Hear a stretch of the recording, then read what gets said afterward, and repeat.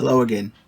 Let's get started with Module 1 of Justice Strategy and Alliances. This module is called Crime in the City, and we're going to return here to a theme that we've touched on many times throughout the criminology course, and that's the idea of the city. The history of criminology, the different explanations for crime have always been deeply entwined with our notion of cities. And even when we talk about urban crime, talk about rural crime, quite often that's in terms of its difference to the city rather than it being a unique thing in itself.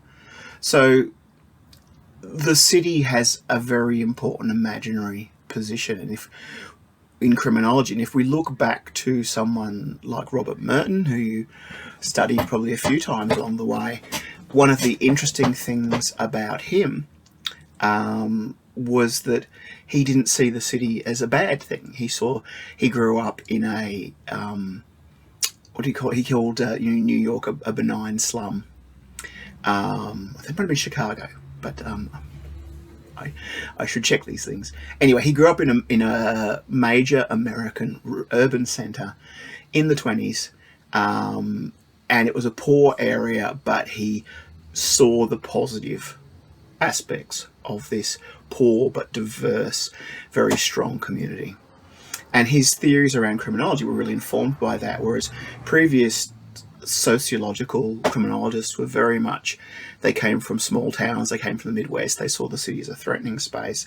Merton was the first to say, well, there are good things and bad things about the city, and some of the bad things are things that lead to crime, but some of the good things might be those things like a strong community that might be good for crime prevention as well. Anyway, suffice to say, we've talked a lot about cities and urban studies during the criminology program, but this term we're going to look at things from a slightly different angle, because we're primarily interested in the institutions of the city, not so much of the offenders. Of course, they're relevant, but we are more interested in what this means for the institutions of the criminal justice system, the connected institutions through the health, well-being sector, hospitals, other institutions, education, the entire diverse and complicated ecosystem that comes out of an urban centre. And before we forget completely about rural crime and rural criminology, one of the difficulties in those areas is there's very little representation of those services that are generally based in the city, and there's a tendency to have the rural parts of a particular area left out of the picture, because all the operations, all the headquarters, everything is sort of based in the big urban centres.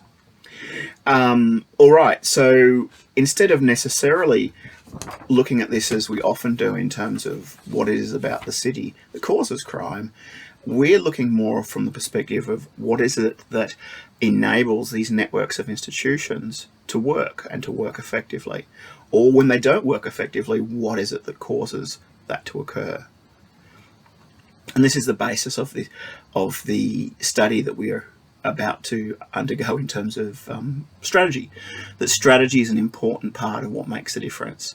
You can have a great institution, great criminal justice organisation. I'm not saying there are any, but even if you did have a great organisation, if you don't have a strategy for how you're going to roll out your programs, how you're going to intersect with the community, how you're going to intersect with other organisations, it's just not going to work. Now, in the past, some students have told me that they found this area to be very dry compared to other areas of criminology. I don't think it is, and I'm going to try everything I can to make it sound as interesting as I can to you. But it really is the difference between studying something like the theories of crime, which is very much sort of an abstract notion of this happens in society, even if we use concrete case studies, to this area where we're really looking at building skills at implementing the things that we've thought about in previous in previous units. So I think it's a very interesting area. I think it's a cutting edge area, and because our criminology program is the only one that I know of, at least in Australia, that offers a unit like this. It's an opportunity to develop some of those skills that employers have definitely been asking for, because they've asked me about them. All right. And again, that's another reason why we're using the simulation here, because I acknowledge that reading, and just talking about what some theorist says about the best means of implementing a strategy can sound a bit dry, can sound very dry. Whereas if we actually get into the nitty-gritty of thinking about how that applies to actual strategic situations, I think it becomes a lot more interesting. Okay, so the first part of the study guide talks a lot about cities, and there's some videos to watch on the notions of networks and network thinking. That's really important here. It's an area where our thinking, pun not intended, is evolving very rapidly and changing. In short, we used to think about things as hierarchies all the time, generally because the people who thought about them were the people at the tops of hierarchies, or conversely the people at the very bottom of the hierarchies who were criticising them. But we tended to think about implementing change by saying, let's find the boss who will make it happen, and then they will push their organisation to do it. Increasingly, we are thinking in a more sophisticated way about social formations, and we're thinking about networks, and we're thinking about how those hierarchical structures don't really work, are not very functional, and how we need to evolve new ways of thinking about organisations and connections inside and outside of organisations. So that's a very important thing to start changing your thinking about, because we all receive these cultural ideas about it's all about the boss, and the boss is the one that's important, the boss is the one. And in reality, a lot of people will say of their organisation, the boss is one of the least important people. And in fact, often when they do make a change, it's usually for the worse. So the best thing you can do for a boss is to have them, having meetings and smiling and shaking hands with people and launching events and things, keeping them out of everyone else's way. Now that sounds cynical, but it's reflecting a truth that we're beginning to emerge out of social theory, that really effective organisations have strong network structures. They do not work in that pyramid structure that we have liked to think about organisations in the past. We're going to come back to that. So I just wanted to plant a bit of a seed at the start, just to say we're going to think differently about how things happen, and we're going to connect to some of those ideas. All right. Now, the next section, and in fact the reading for this week, looks at why this area is so difficult. And again, this is something that when you're just studying criminology in the classroom, it seems kind of obvious. It's like, well, if poverty and poor education is linked to crime, why don't we just fix that? Why don't we just get better schools?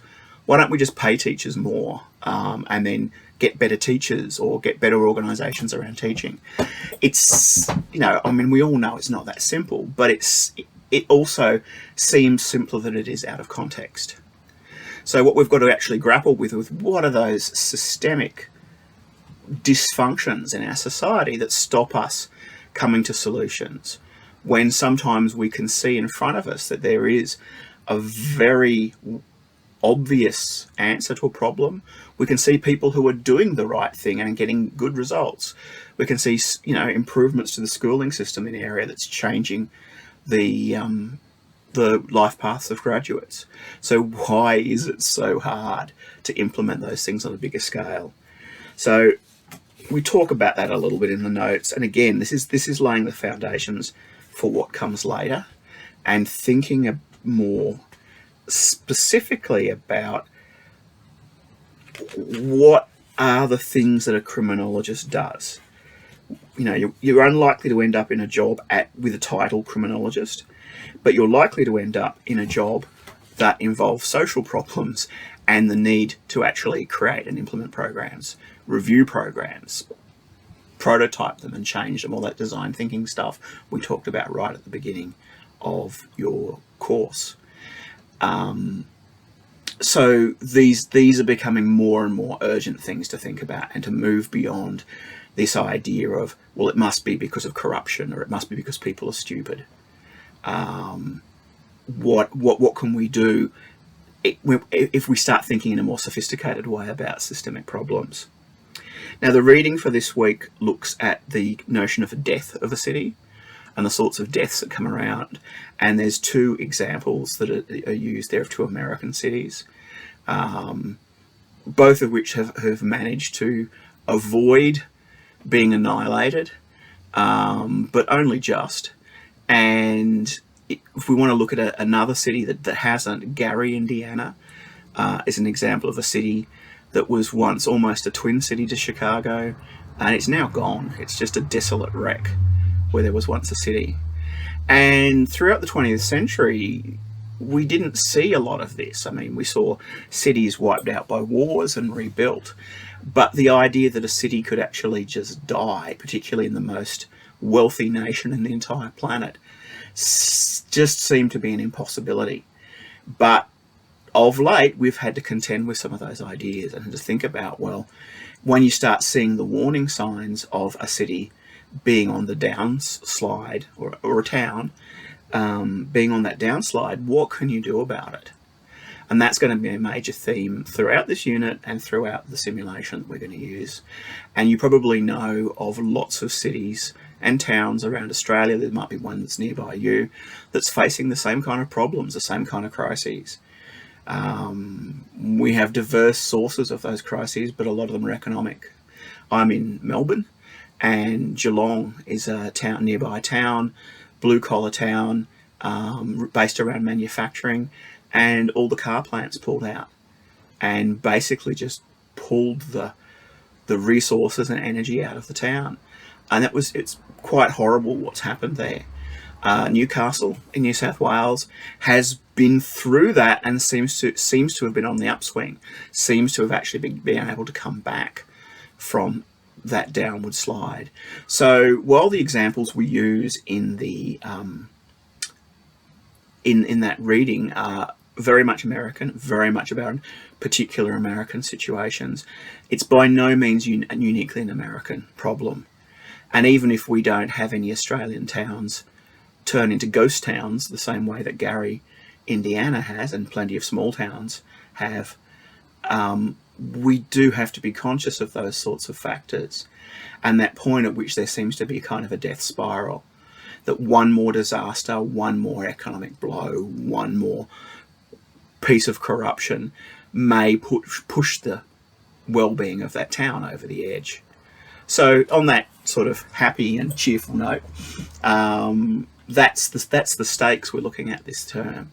Yes, we're looking at crime, and we're looking at the problems related to crime, but we're also matching those to those interconnected problems involving health, involving education, involving corporate governance, corporate crime, involving civil disputes, civil unrest, radicalisation of the population. It's a whole lot of different factors that we will be looking at that can bushfires, all those doom and gloom factors. And one of the questions for us to look at is, can we save a town?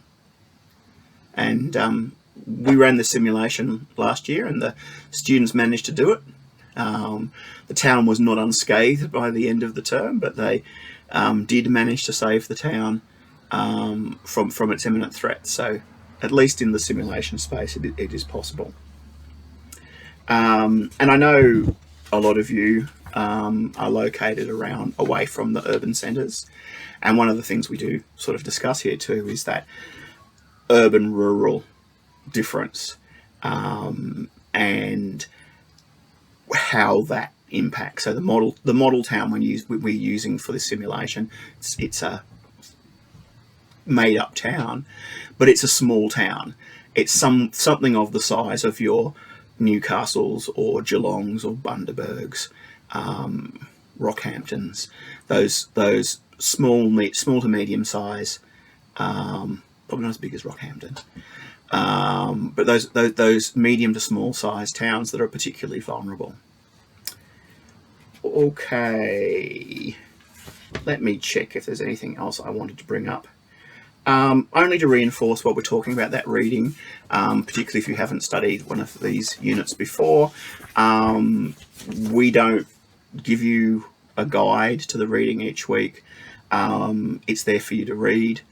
By all means, ask questions about it in the workshops. The workshops are there to explore the issues and themes that come out of the readings. But in the past, some students have made the mistake of thinking, well, if there's not a PowerPoint slide on the reading, it's not important, so I can just skip it. It's quite the opposite. The reason we don't give you a summary of the readings is because if we did, why would you be bothered reading it? I wouldn't. If someone gave me, here's the reading and here's the summary of it, I wouldn't do it. So there's a lot more to doing these readings than just the summary of what it's about. That stuff's important. There's also a lot of material about, learning how to read academic articles, learning how to connect the points that are made across different areas. There's a whole lot of deep learning strategies that you only get out of that experience of reading original material. And we only give you one a week, so it's not like we're going to overload you with them. But again, it's very, very important. And another problem students can get themselves into is if they ignore all the readings and then they try and put together their workbooks at the last minute, they don't actually refer to the readings or the concepts out of the readings, and then they fail their workbooks because the workbooks just say, here's a thing I did and here's what I thought, and the end. So I want to make it really clear, and I'm again probably preaching to the converted on a lot of this stuff, but it is really important to do those readings and to start doing them from the beginning, not to put them off, because they're not going to, as the pile gets bigger, it's going to become more daunting to do. But they are so central to what we do each week, and it is so important that you look at those, think about them, discuss them in workshops, so that you remain on top of that and connected to it. So I don't want to badger you about that information, but I do recognise that it can be easy for people just to skim the materials, to not notice that the challenges are connected to the readings and the materials, and just to go through a course on a very superficial level, and it bites them later on. And often when they realise it's a problem, it's after they've got their assessment back, or it's too late, it's too close to the assessment being due. And it's like, what if only I had actually thought to keep up with my reading from the start? So this is the point at which I say, start, keep up with it, plug away at it, because that's how you're going to get through to the end. And I didn't pick them just to make busy work for you each week. I've picked each of the readings here because I think they genuinely have something interesting. They may not be the best written, most engaging things in the world, but you can't really expect that from academic and professional writing. It's nice when you get one, but quite often the writing is what it is. It's technical academic writing, but I've picked ones that I think at least give you a different, new perspective. All right, the last thing I wanted to briefly mention is the reference to the now playing sections each week, where I profile a different strategy game. This is not me trying to force you to go out and play board games or anything else, but one thing I have learned is that strategic thinking is best learnt through strategic play. It's very hard. While doing your reading and learning your theory can alert you to different concepts, different terminology, different ways of thinking, the actual doing of strategy, getting better at strategy, the best way to do that is through games, or through actually deploying strategy in organisations. But by the time you get to that point, if you stuff it up, you're going to have real consequences down the path. Not that seems to prevent many people from doing that. There's lots of people who would never dream of improving their strategic skills through games, who run organisations and make disastrous decisions every day. But it's a bit like deciding to be a professional basketball player but not doing any training and thinking, well, I'm great, therefore I'm going to be great at playing, I don't need to train. So I give you some suggestions each week and some discussions of what are the good features of various games. Happy to discuss these more if you have a particular interest in it. And if you don't, it could be something worth having a think about. That games aren't just a trivial pastime for fun. That, you know, even chess, I shouldn't say even chess, well, chess developed from a strategic war game for teaching people strategic ways of thinking around battle. Most games have their origin in something else. Most sports have their origin in some form of training around warfare. So it's not surprising that games have this kind of often unseen role in helping us improve our ways of thinking and our ways of acting. It's just that we've spent a whole lot of years of people saying games are silly and games are frivolous without realizing what benefits they have.